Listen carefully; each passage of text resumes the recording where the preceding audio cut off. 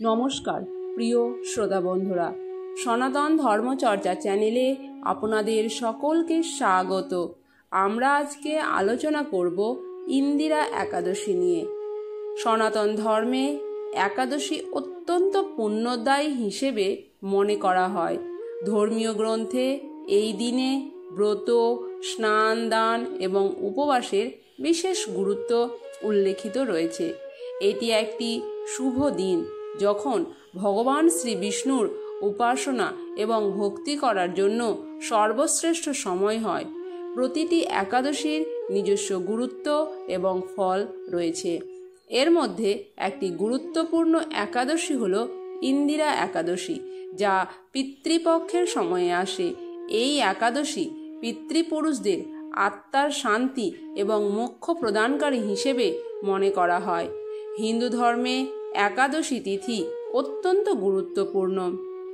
বছরে মোট 24টি একাদশী পড়ে, তবে শ্রাদ্ধপক্ষ বা পিতৃপক্ষে যে একাদশী পালিত হয় তাকে বলা হয় ইন্দিরা একাদশী। শাস্ত্রমতে এই উপবাস পূর্বপুরুষদের মুক্তি দেয়। এই বছর আশ্বিন মাসের কৃষ্ণপক্ষের একাদশী তিথি পালিত হবে 17ই সেপ্টেম্বর। পিতৃপক্ষের এই একাদশীকে ইন্দিরা একাদশী বলা হয়। এইবারের ইন্দিরা একাদশীর দিনে একাধিক শুভযোগ থাকবে। এই দিনে গৌরীযোগ, শিবযোগ এবং পরিধা যোগ গঠিত হবে, যা পুজোর জন্য বিশেষভাবে শুভ। পঞ্চাঙ্গ অনুসারে আশ্বিন মাসের কৃষ্ণপক্ষের এই একাদশীতে বিশেষ যোগ থাকবে। গৌরীযোগে চন্দ্র কর্কট রাশিতে অবস্থান করায় শুভ সংযোগ তৈরি হবে। একাদশীর রাতে শিবযোগ হবে, যা পূজা ও উপবাসের জন্য মঙ্গলজনক। পরিধা যোগ গভীর রাতে তৈরি হবে। এই বিশেষ যোগে উপবাস করলে ও পিতৃতর্পণ করলে সর্বাধিক পুণ্যলাভ হয়। পৌরাণিক কাহিনী অনুসারে ভক্ত যদি ইন্দিরা একাদশীর দিনে উপবাস করেন এবং পিতৃদেবের উদ্দেশ্যে নৈবেদ্য দান করেন, তবে তাদের পাপ নষ্ট হয় ও পিতৃপুরুষ মোক্ষ লাভ করেন। বিশ্বাস করা হয় যে এই দিনে উপবাস করলে পরিবারের পূর্বপুরুষরা নরক থেকে মুক্তি পান। উপবাস ও দান করলে বৈকুণ্ঠ ধামে প্রাপ্তি হয়, ভক্তের ইচ্ছা পূর্ণ হয় এবং সংসারে শান্তি আসে। পিতৃপক্ষে এই একাদশী পড়ে বলে এই তিথিকে অত্যন্ত পবিত্র ও গুরুত্বপূর্ণ বলে মনে করা হয়। এই তিথিতে ব্রত পালন, দান, পুণ্য, পিতৃকর্ম করলে পূর্বপুরুষরা মুক্তি লাভ করেন। আমরা এখন আলোচনা করব ইন্দিরা একাদশীর মাহাত্ম্য নিয়ে। শাস্ত্রমতে ইন্দিরা একাদশীতে ব্রত পালন করলে ও তর্পণ করলে পূর্বপুরুষদের সমস্ত পাপ ক্ষয় হয়। এই একাদশীর প্রভাবে সুখ, সমৃদ্ধি, শান্তি ও আধ্যাত্মিক উন্নতি লাভ করা যায়। এই তিথিতে ব্রত পালন করলে নরকে বাসকারী পূর্বপুরুষরাও মুক্তি লাভ করেন। ইন্দিরা একাদশীর ব্রতর প্রভাবে ব্যক্তি বৈকুণ্ঠ লাভ করতে পারেন। তবে যারা এই ব্রত পালন করতে পারবেন না, তারা ভগবান শ্রী বিষ্ণুর পুজো করুন, কালো তিল নিবেদন করবেন। এর প্রভাবে পূর্বপুরুষরা শান্তি লাভ করতে পারেন। পূর্বপুরুষদের নামে এই তিথিতে দান পুণ্য করা উচিত। আপনারা অনেকেই একাদশী পালন করেন, তাই আপনাদের সকলেরই জানা উচিত এই একাদশীর দিন কি খাবেন আর কি খাবেন না। এই একাদশীর দিন সকল প্রকার রবি শস্য বর্জনীয়। ফল, জল, দুধ পর্যাপ্ত পরিমাণে গ্রহণ করতে পারেন, কিন্তু আশ্বিন মাসে দুধ খাওয়া নিষিদ্ধ, তাই দুধের তৈরি যে কোনো খাবার গ্রহণ করতে পারেন। এখন আমরা দেখব ইন্দিরা একাদশীর তিথি ও শুভ মুহূর্ত। 2025 সালে ইন্দিরা একাদশী শুরু হবে 17ই সেপ্টেম্বর রাত 12:21। সেই দিনই 17ই সেপ্টেম্বর রাত 11:39 এই তিথির সমাপ্তি হবে। হিন্দু ধর্মে উদয়া তিথির গুরুত্ব রয়েছে, তাই ইন্দিরা একাদশী আমরা পালন করব 17ই সেপ্টেম্বর। এই তিথি সর্বপাপ বিনাশিনী। যিনি শ্রীহরির অর্চনে নিষ্ঠা সহকারে এই ব্রত পালন করেন তিনি সর্বপাপ মুক্ত হন এবং তিনি শ্রীহরি চরণে ভক্তি লাভ করে অবশেষে দিব্যধামে গমন করেন। আমাদের জানা দরকার ইন্দিরা একাদশীর মাহাত্ম্য, ইন্দিরা একাদশীর সংকল্প, ইন্দিরা একাদশীর পারণ, সেই সঙ্গে আরও অনেক কিছু আমরা আরও জেনে নেব। এবং আমাদের জেনে রাখা উচিত আমরা একাদশী ব্রত পালন কেন করব। এই প্রশ্নের উত্তর পাওয়ার জন্য আমাদের একাদশী ব্রত মাহাত্ম্য অবশ্যই জানতে হবে। চলুন আমরা জেনে নিই একাদশী ব্রত মাহাত্ম্য। একাদশী পালন করলে যে কেবলমাত্র নিজের জীবনের সদ্গতি হয় তা নয়, একাদশী ব্যক্তির প্রয়াত পিতা মাতা যদি কোনো নিজ কর্মদোষে নরকবাসী হন তবে সেই পুত্রই পিতামাতাকে নরকের হাত থেকে উদ্ধার করতে পারবেন। একাদশীতে অন্ন ভোজন করলে ব্যক্তি যেমন নরকবাসী হয়, তেমন অন্য কোনো ব্যক্তিকে বা কাউকে অন্ন ভোজন করালেও নরকবাসী হন। কাজেই একাদশী ব্রত পালন করা আমাদের সকলেরই কর্তব্য। একটি খাদ্যশস্যের মধ্যে 4 ধরনের পাপ থাকে। সেগুলো হলো মাতৃহত্যার পাপ, পিতৃহত্যার পাপ, ব্রহ্মহত্যার পাপ, গুরু হত্যার পাপ। আর আমরা অন্ন গ্রহণ করলে মাত্র একটি দানা তো নয়, প্রতি গ্রাসে হাজার হাজার দানা ভক্ষণ করি। সুতরাং ভেবে দেখতে হবে যে পাপ কাজ আদৌ আমরা করিনি সেই পাপ কাজের ভাগীদার আমাদেরকে হতে হবে। বিভিন্ন পুরাণ অনুসারে একাদশী মহাব্রত সম্পর্কে বিভিন্ন তথ্য আলোচনা করা হলো। ব্রহ্মবৈবর্ত পুরাণ অনুসারে সকল পুরাণে মুনিদের এই নিশ্চিত মত যে একাদশীতে উপবাস করলে সকল পাপ থেকে মুক্ত হবে, এতে কোনো সন্দেহ নেই।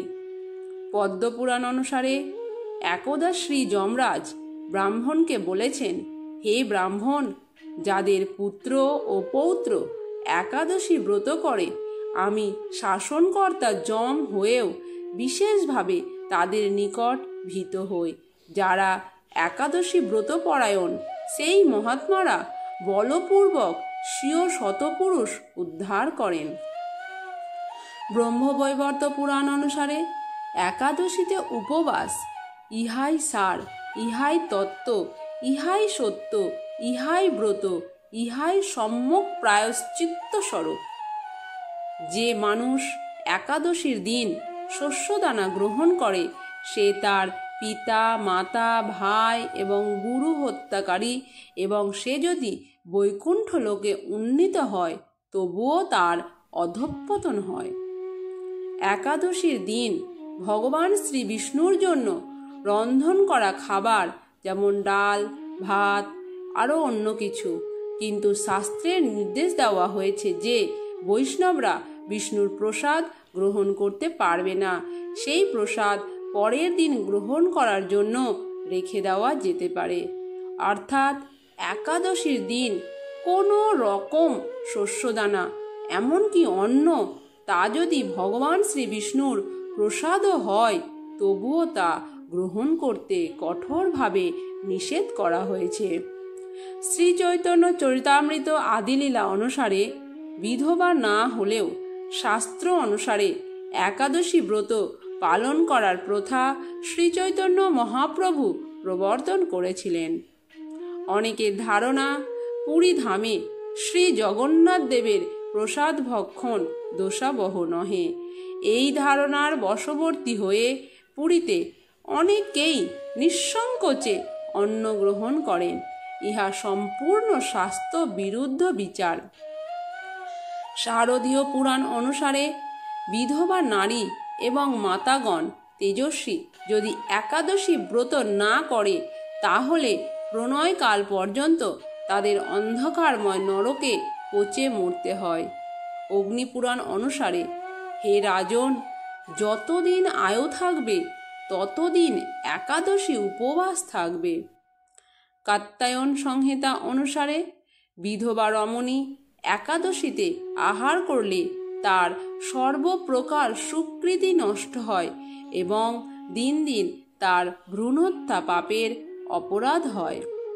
তত্ত্বসাগর অনুসারে, যিনি একাদশী ব্রত পরিত্যাগ করে অন্য ব্রতের উপাসনা করেন তার হাতের মহামূল্যবান রত্ন পরিত্যাগ করে লোহা যাচনা করা হয়।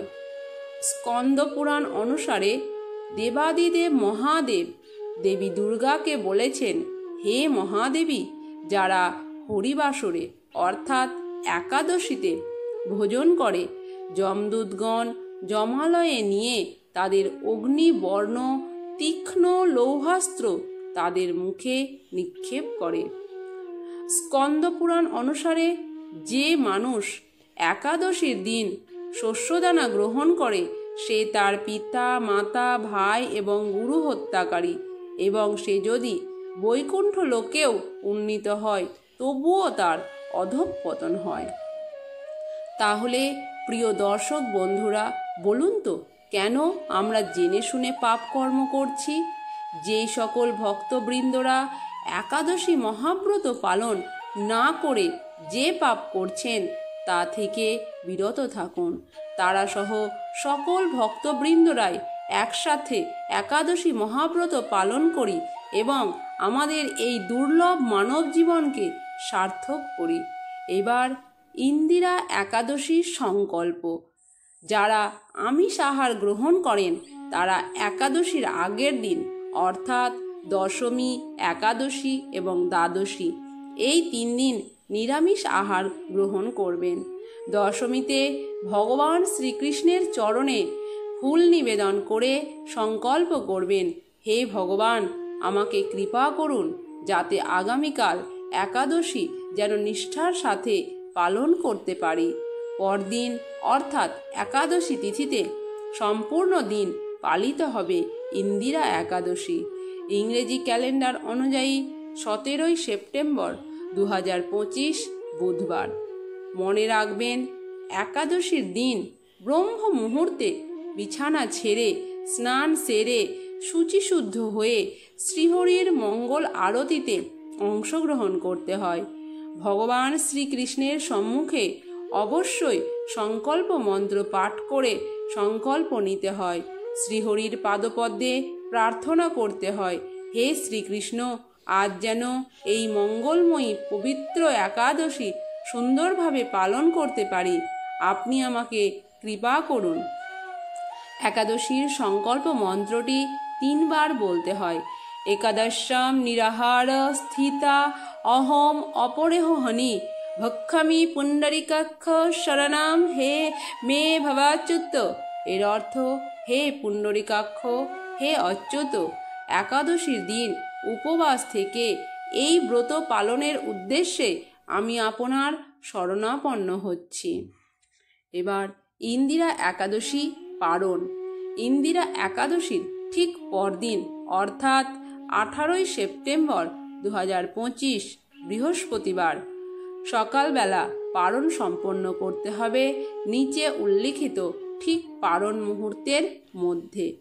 পশ্চিমবঙ্গে পারণের সময় সকাল 5:37 থেকে 9:28 মধ্যে, বাংলাদেশে সকাল 6:06 থেকে 9:44 এর মধ্যে। একাদশী ব্রত পালন করে পরের দিন ভোরে স্নান সেরে পারণের সময়ের মধ্যে পঞ্চরবি শস্য ভগবানকে ভোগ হিসেবে নিবেদন করে 3 বার ভক্তি সহকারে অবশ্যই অর্পণ করতে হয়।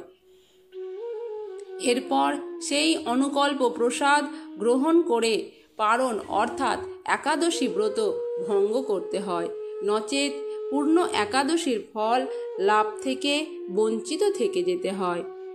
একাদশীর পারণ মন্ত্রটি হল, ওং অজ্ঞান তিমিরান্ধস্য ব্রতেনানন কেশব প্রসীদ সুমুখ নাথ জ্ঞানদৃষ্টি প্রদভব। এর অর্থ, হে কেশব, আমি অজ্ঞানরূপ অন্ধকারে নিমজ্জিত আছি। হে নাথ, এই ব্রত দ্বারা আমার প্রতি প্রসন্ন হয়ে আমাকে জ্ঞানচক্ষু প্রদান করুন।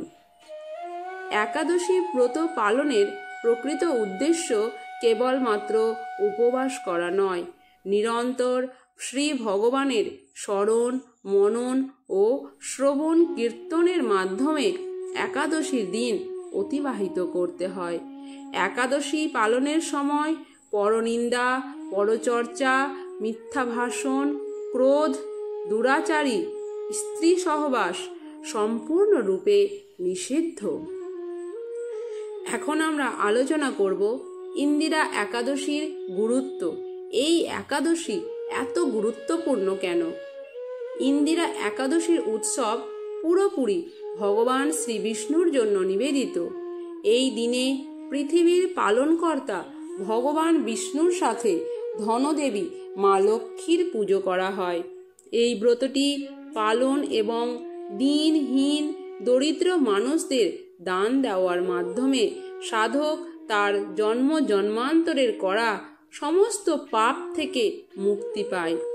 এটি পিতৃপক্ষের সময়ে পালিত হয়, তাই সাধক পিতৃবর্গের আশীর্বাদও লাভ করেন। এছাড়াও এই দিনে পুজো ইত্যাদি করার মাধ্যমে পিতৃবর্গ মোক্ষ লাভ করেন। এই দিনের গুরুত্ব শুধু পিতৃঋণ থেকে মুক্তি পাওয়ার জন্য নয়, এটি ধর্ম, কর্ম এবং পরোপকারের পথে চলার জন্যও অনুপ্রেরণা দেয়। এই একাদশী পালন করলে মানুষের জীবনে ধর্মীয় এবং আধ্যাত্মিক শক্তির সঞ্চার ঘটে। দানের গুরুত্ব। একাদশী শুধুমাত্র ধর্মীয় আনুষ্ঠানিকতার মধ্যে সীমাবদ্ধ নয়। ধর্মীয় আনুষ্ঠানিকতার পাশাপাশি এই দিনে দান দেওয়ার অত্যন্ত গুরুত্ব রয়েছে। দানকে সনাতন ধর্মে যুগ যুগান্তর ধরে পুণ্যকর্ম হিসেবে গণ্য করা হয়েছে। শাস্ত্র মতে দান করলে মানুষের খারাপ কর্ম নষ্ট হয়ে যায় এবং তাকে ভালো কর্মের ফল মেলে। জ্যোতিষ মতে দান করার মাধ্যমে ধর্মের সঠিক পালন হয় এবং জীবনের অনেক সমস্যার সমাধান হয়। দানকে জীবন রক্ষা এবং স্বাস্থ্য রক্ষার জন্যও অপ্রতিরোধ্য বলে মনে করা হয়।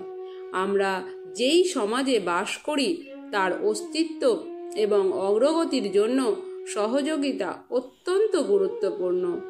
দান দেওয়ার সময় আপনার মনে অহংকার, পুণ্য অর্জনের উদ্দেশ্য বা ঋণের অনুভূতি থাকা উচিত নয়।